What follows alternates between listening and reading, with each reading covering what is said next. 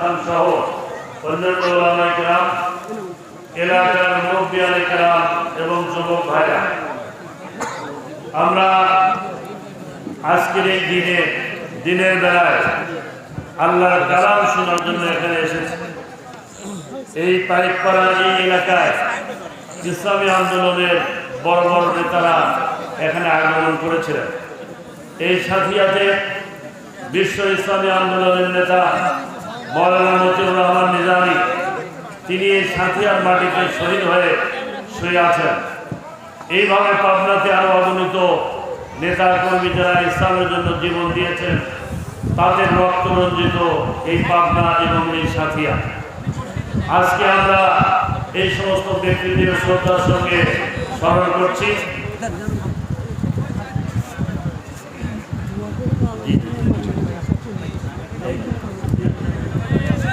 আমরা প্রধান বক্তার বক্তব্য শুনব। চারটি যেহেতু আসরের আজান, আমরা সিদ্ধান্ত নিয়েছি 4:15 পর্যন্ত উনি বক্তব্য দেবেন। 4:15 আজান হবে, 4:30 জামাত হবে। আমি কথা লম্বা করবো না। আমাকে প্রধান অতিথি করে আমাকে সম্মানিত করা হয়েছে, আমি এই জন্য আপনাদের কাছে কৃতজ্ঞ। আপনারা ইসলামের পক্ষে থাকবেন, ইসলামী আন্দোলনের পথে থাকবেন। আগামী দিনে ন্যায় এবং ইনসাফ ভিত্তিক সমাজ বিনির্মাণে আপনারা সহযোগিতা করবেন।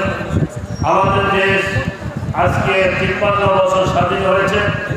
এই স্বাধীনতার 53 বছরে আওয়ামী লীগের যে শাসন করেছে 25 বছর, বিএনপি শাসন করেছে 16 বছর, জাতীয় পার্টি শাসন করেছে 9 বছর, কেয়ারটেকার গভর্নমেন্ট ছিল 2 বছর 2.5 বছর। এই 53 বছরে ইসলামী দল তথা জামাত ইসলামী কোনদিন রাষ্ট্রীয় ক্ষমতায় যায়নি। বর্তমান 53 বছরের রাজনৈতিক শাসন, বিভিন্ন দলীয় শাসন, বিভিন্ন দলের আইন কানুন দেখে আগামী দিনে বাংলাদেশের মানুষ মনে করে আগামী নির্বাচনে এদেশে ইসলামী দল তথা জামাত ইসলামী একবার রাষ্ট্রীয় ক্ষমতায় যাওয়া উচিত। আমাদের আমির ঘোষণা করেছে রাষ্ট্রের 10 দফা মূলনীতি সংস্কার প্রস্তাব পেশ করা হয়েছে এবং আগামী দিনে যদি আমরা রাষ্ট্রীয় ক্ষমতায় যাই তাহলে আমরা ক্ষমতাবান হব না, শাসক হব না, আমরা দেশের খাদেম হব, জনগণের সেবক হব। আমরা আগামী দিনে রাষ্ট্রীয় ক্ষমতায় গিয়ে কোরআন সুন্নাহ ভিত্তিক রাষ্ট্র প্রতিষ্ঠা এবং ন্যায় এবং ইনসাফ ভিত্তিক সমাজ প্রতিষ্ঠার মাধ্যমে এদেশের কৃষকের অধিকার, যুবকের অধিকার, সাধারণ মানুষের অধিকার, নারী পুরুষের অধিকার আমরা ফিরিয়ে দিতে চাই এবং জনগণের গণতান্ত্রিক পদ্ধতি সেটা এদেশে ফিরে আসবে, এটাই আমরা আশা করি। আমি কথা লম্বা করবো না। প্রধান বক্তা বক্তব্য দেবেন, তার বক্তৃতাই আমরা শুনব।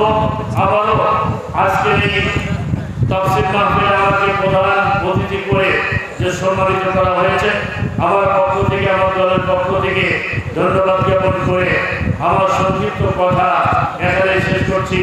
আসসালামু আলাইকুম ওয়া রাহমাতুল্লাহি ওয়া বারাকাতুহু। হুজুরকে ধন্যবাদ।